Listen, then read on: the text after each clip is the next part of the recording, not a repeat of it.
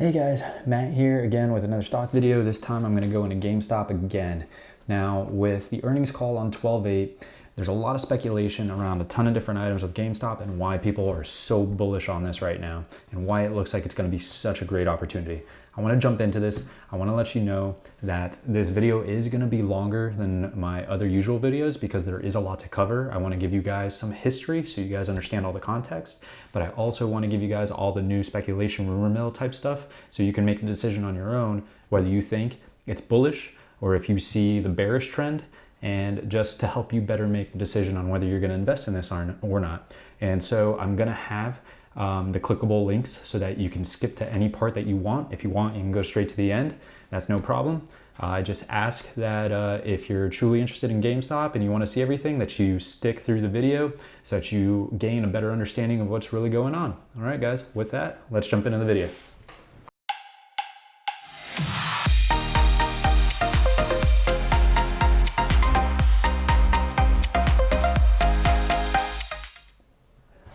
All right, guys, so why would anybody want to invest in GameStop right now? It's this brick and mortar place.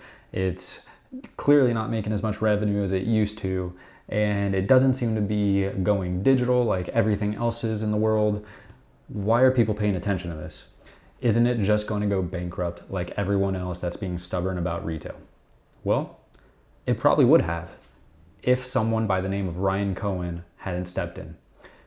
Ryan Cohen was the person who served as a CEO for Chewy. What is Chewy?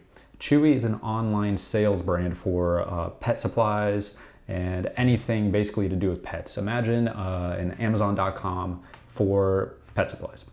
Chewy was sold to PetSmart back in 2017 for, let's see, it was $3.35 billion. Now, Ryan Cohen, being the CEO back then, actually stayed as CEO through March of 2018 at that time. And then Chewy ended up going public in June of 2019 for $8.7 billion. So clearly it was an amazing investment for PetSmart. Why does Chewy matter? Well, it marks how everything is moving online. Ryan Cohen was the CEO of this company that went online, and he was able to basically beat Amazon at how much revenue they're able to generate from online sales for pet supplies. Nobody beats Amazon when it comes to online sales, except Chewy when it came to pet supplies. Not only did they basically compete with their shipping and the speed of shipping. If you go on the website right now, you'll see that they guarantee 1 to 3 day shipping if you spend over $49, but their customer service is unrivaled.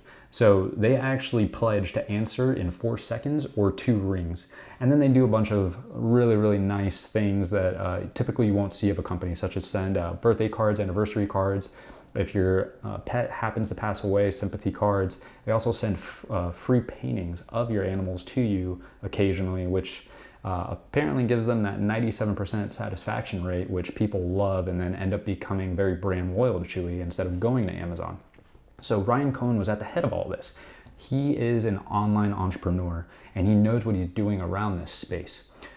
So why does this matter to GameStop again? Well, Ryan Cohen, the LLC that he's a part of by the name of RC Ventures, Ryan Cohen Ventures, is actually a very large stakeholder in GameStop, 9.98% to be exact. So there's an infamous letter back in November 16th to be exact, that was sent to the board of GameStop. I have that letter here, and I want to show you guys that letter so that we can take a look at it together. Let's see if I can actually zoom in. There we go.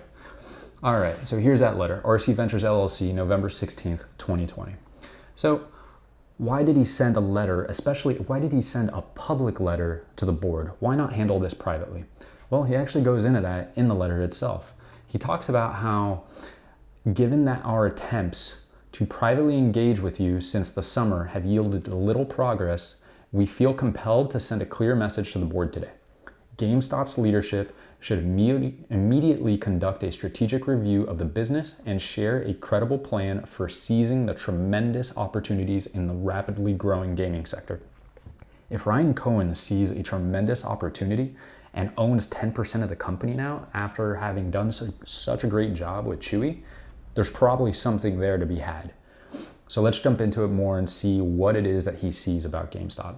So the whole thesis on why he's investing in GameStop can be summed up in these three reasons here.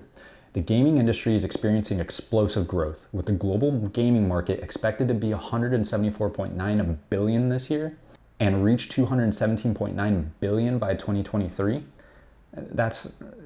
This industry is growing at such an incredible rate. There's no way that GameStop shouldn't be positioning themselves to grab more and more of that market share.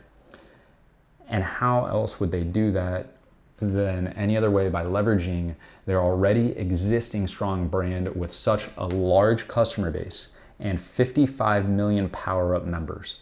They have brand loyalty. They have an army of people all around the nation that would go to a GameStop and grab whatever it is they need as far as games and consoles and all kinds of stuff. Why not leverage that to help you maneuver into the online side? Despite GameStop losing substantial market share to forward-looking competitors, the company can still emerge as the market leader and ultimate destination for gamers if the board can set a credible strategy for capturing growth opportunities. So Ryan Cohen sees the opportunity there. However, like he mentioned before, he was unable to get his view across during private talks, so he made it public. He made it public to put more pressure on them because now they'll have to address this during the earnings report on this coming Tuesday, December 8th. Another part I want to read from this letter. We urge the board to give the right level of consideration to our assessment of GameStop's challenges, opportunities, and ideal path forward. Additional detail on all three of these points is included in this letter. GameStop's challenges stem from internal intransigence and an unwillingness to rapidly embrace the digital economy. Just in case, what does intransigence mean? It means kind of when you're basically stubborn and you're stuck in your old ways and you're unwilling to adapt.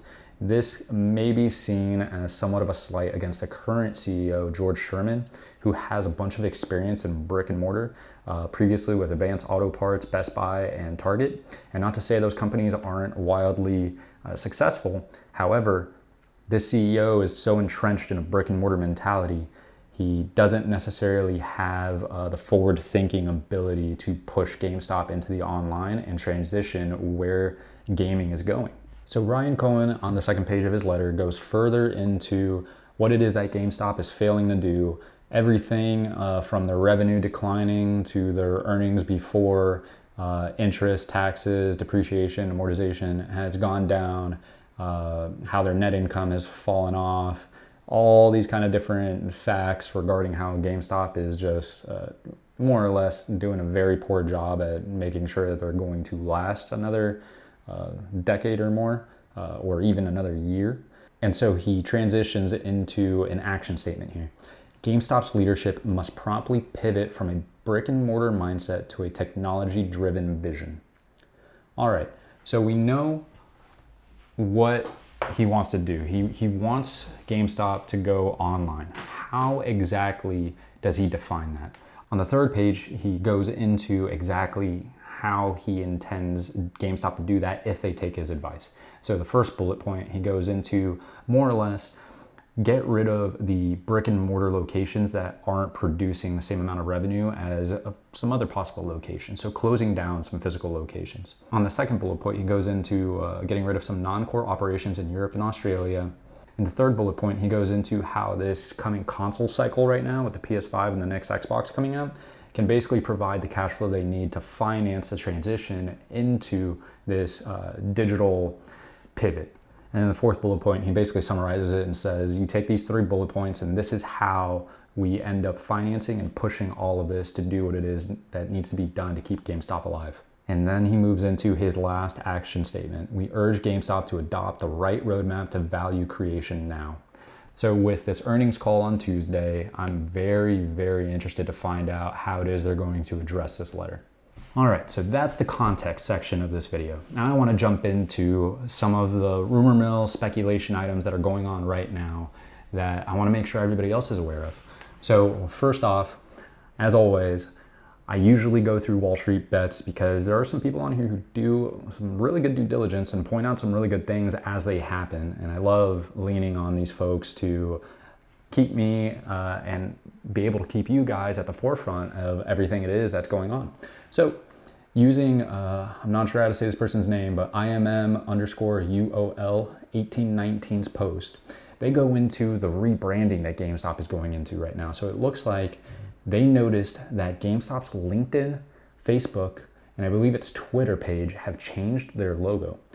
Now they removed the Facebook and Twitter logo, but they kept the LinkedIn logo. And I want to show you guys what that looks like. So over here, you can see it says, GameStop is the cultural hub that exists to unite the worlds of gaming. Now keep in mind, it may seem like this is being overread, but this is what Ryan Cohen was talking about. He wants GameStop to be the cultural hub. He wants GameStop to be the shop where you can go and get all your gaming needs, all your hardware, and basically just the center for gaming. This mission statement here seems to point in that direction. So it looks like the company may be taking his words very seriously. Now, a warning to heed here is, in case you're not aware, I personally haven't been gaming in a while, so I didn't know about this. I had somebody point it out to me, and this more or less kind of blew my mind. This may be old news to some of you guys out there, but for example, Google Stadia.